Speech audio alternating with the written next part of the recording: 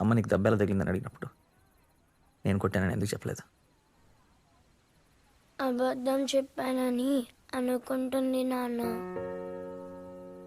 నువ్వు నన్ను కొట్టావంటే ఎవరు నమ్మరు నాన్న.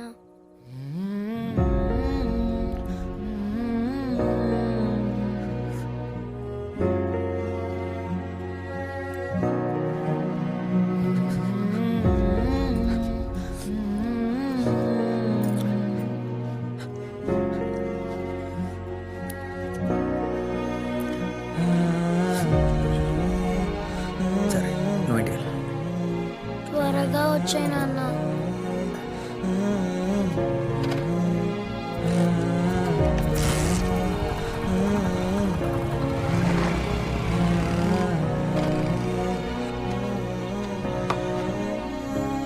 Hey Kiran, come on, keep playing.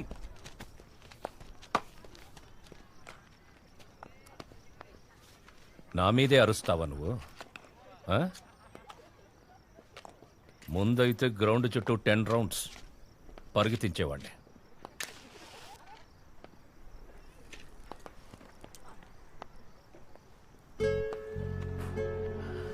నీ తండ్రి వయసురా నాది. అయినా నీతో కలిసి దమ్ము కొడుతున్నానంటే మన ఇద్దరం ఫ్రెండ్స్ రా. ఏ మనసులో పెట్టుకోకు. నేనెప్పుడో మర్చిపోయాను. మీరు చెప్పిందే కరెక్ట్ సార్. నేను ఈ రోప్ లోపల తప్ప బయట బతకలేను. నాకు తెలుసురా నీ గురించి. నాకు తెలుసు. You are born for this game. రేపే రామరాజు గారిని కలుద్దాం. ఈ అసిస్టెంట్ కోచ్ పొజిషన్ నీకు వచ్చిందంటే చాలా బాగుంటుంది. జీతం కొంచెం తక్కువైనా నీకు ఇష్టమైన పనిరా. కోచ్ కాదు సార్, ప్లేయర్. ప్లే? కరెక్టే విన్నారు సార్.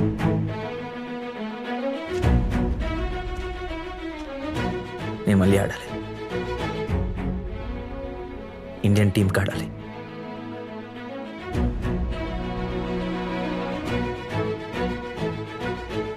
అర్జున్ చూడు, రోజు చేస్తూ బతకలేకపోతున్నాను సార్. నీ ఏజ్ ఇప్పుడు 36 అర్జున్. అది ప్రొఫెషనల్ స్పోర్ట్స్ నుంచి రిటైర్ అయ్యే ఏజ్. లాస్ట్ 3 రోజుల్లో 500 కోసం తిరుగుతుంటే నాకు నేను దొరికాను సార్. నా 36 ఏళ్ళ జీవితం కనిపించింది.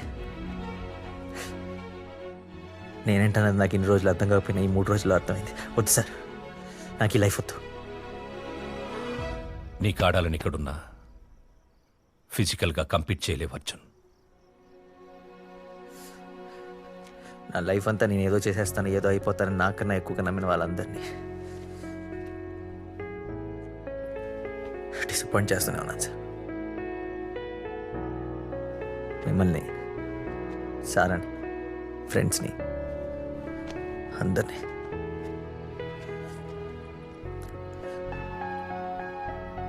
చాలా రోజుల తర్వాత నేను తలెత్తుకుని నడిచింది ఎప్పుడో తెలుసా సార్? పొద్దున మ్యాచ్ అయిపోయిన తర్వాత గ్రౌండ్ నుంచి బయటకు నడుచుకుంటూ వస్తూ నా కొడుకుని అక్కడ చూసినప్పుడు, అక్కడ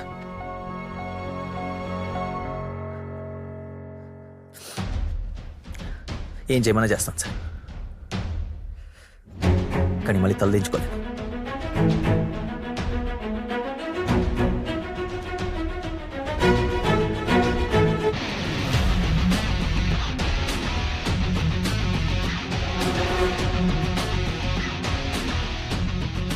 పదేళ్ల క్రితం ఆగిపోయిన నా జీవితాన్ని మళ్ళీ మొదలు పెడతా. ఎలాగైనా ఇండియన్ క్రికెట్ టీంలో ఆడతా.